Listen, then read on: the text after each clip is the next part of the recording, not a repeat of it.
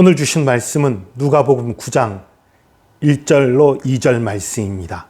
누가복음 9장 1절로 2절 말씀 받들어 읽겠습니다. 예수께서 12제자를 불러 모으사 모든 귀신을 제어하며 병을 고치는 능력과 권위를 주시고 하나님의 나라를 전파하며 앓는 자를 고치게 하려고 내보내시며 아멘. 예수님이 12제자를 부르셨어요. 사도라고 칭한 그 12제자를 부르셔서 그들을 이스라엘 각지로 보내십니다. 2명씩 짝지어서 보내요.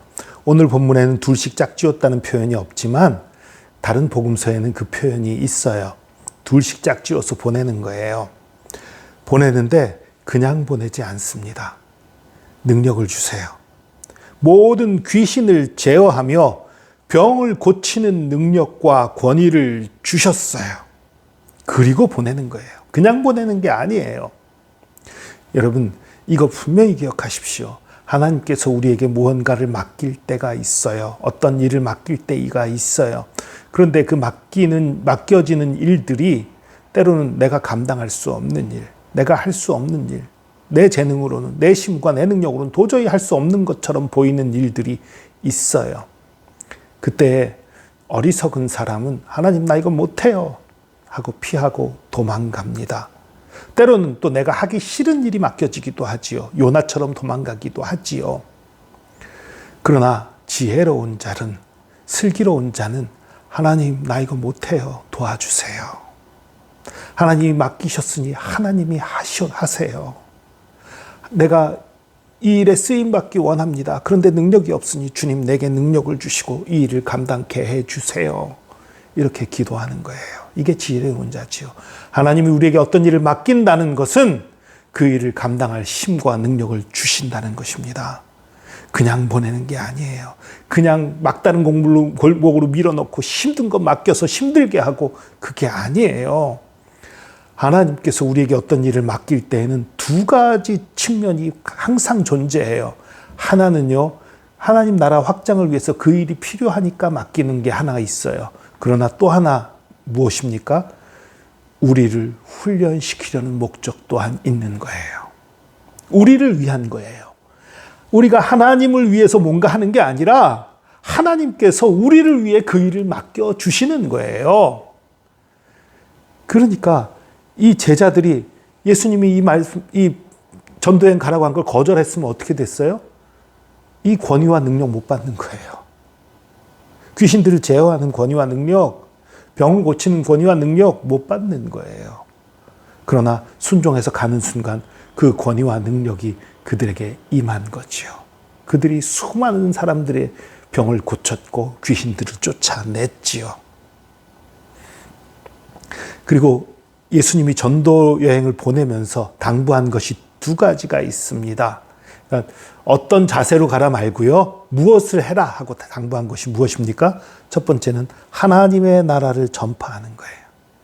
하나님 나라를 전파하는 것이고 두 번째는 2절 보니까 앓는 자를 고치게 하려고 내보내셨다라고 돼 있어요. 앓는 자, 병든 자들 얘기하는 의미지요. 그런데 원어상의 의미는요. 주로 앓는 자, 주로 병든 자에 대한 표현인 건 맞지만 원어상의 의미는 좀 더 넓은 의미를 가지고 있어요. 그러니까 원어상의 의미에는 연약한 자라는 의미가 들어 있습니다. 그러니까 연약한 자, 그러니까 병은 안 들었지만 기운 없는 사람도 연약할 수 있겠지만 그런 의미라기보다는 사회적으로 지위가 낮고 가난하고 힘들고 그런 것도 포함이 되었다고 여겨져요. 다른 사람에게 억눌린 것, 마음에 상처받은 것, 그 모든 것들을 다 포함하는 거예요. 그러니까 좀 더 넓은 범위지만 어쨌든 병든 자에 대해서 집중되어 있는 건 맞아요. 그러니까 어쨌든 복음을 전한다는 건 어떤 거예요? 하나님 나라를 전파한다는 건 어떤 거예요? 하나님 나라에 대해서 소개하고 가르치는 것 외에 연약한 자를 돕는 것, 이 두 가지가 하나님 나라를 위해서 우리가 해야 될 가장 중요한 일들이에요. 복음만 전하는 데서 끝나는 게 아니라 연약한 자가 있다면 돕는 거예요. 쓰러진 자가 있다면 일으켜주는 거예요. 도움이 필요한 자에게 도움을 주는 거예요. 그게 진짜 복음이지요. 하나님 나라가 임했다라고 말하면서 지금 당장 어려움에 처해 있는 사람을 도와주지 않는다면 그것이 어떻게 복음이 되겠어요? 어려움에 처한 자를 도와줄 때에 그게 진짜 복음이 되는 거지요. 여러분 기억하십시오. 하나님 나라, 우리가 하나님 나라의 백성으로서 하나님 나라를 전파하는 삶을 사는 것은 복음을 증거하는 것, 하나님 나라를 증거하는 것과 동시에 또한 연약한 자를 돕는 삶을 살아야 하는 것입니다. 그리고 하나님께서 우리에게 무언가 맡겨주실 때에 우리에게 맡기시는 그 일은 내가 감당할 수 없고 내 힘과 내 능력으로는 감당할 수 없는 일이더라도 하나님께서 맡기셨다면 그 일을 능히 감당할 힘과 능력을 우리에게 주십니다. 그것을 믿고 받아들이고 하나님 앞에 엎드리시기 바랍니다. 내가 못하니까 엎드리는 거예요. 내가 못하니까 하나님께 부르짖는 거예요. 내가 못하니까 하나님을 의지하는 거예요. 그럴 때에 하나님께서 능력 주시고 권능 주심으로 말미암아 그 일을 성취하게 하시는 것입니다.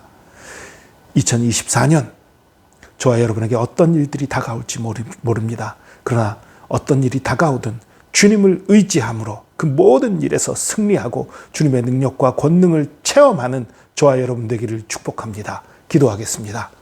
주님, 제자들에게 모든 귀신을 제어하며 병을 고치는 능력과 권위를 주셨던 것처럼 저희들에게 우리가 해야 될 일들, 주님의 나라와 의를 위해서 우리가 이 땅에 살아가면서 우리가 맡은 일들, 우리에게 맡겨진 일들, 그것을 감당하는 데 필요한 모든 능력과 권능을 우리에게 주시옵소서.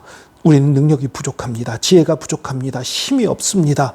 우리가 감당할 수 없는 것들이 많이 있습니다. 그러나 그 모든 것들 내가 감당할 수 없다고 포기하는 것이 아니라 나를 도우시는 주님, 나에게 힘 주시는 주님, 나에게 능력 주시는 주님을 믿고 그 일을 감당해 나가고 주님과 더 깊은 교제, 주님과 더 깊은 사귐을 통해 주님께로 더 한 걸음 나아가며 주님을 의지해서 승리할 수 있도록 붙들어 주시옵소서. 함께 하심 감사드립니다. 주님의 사랑과 은혜에 감사드리며 예수 그리스도의 이름으로 기도합니다. 아멘.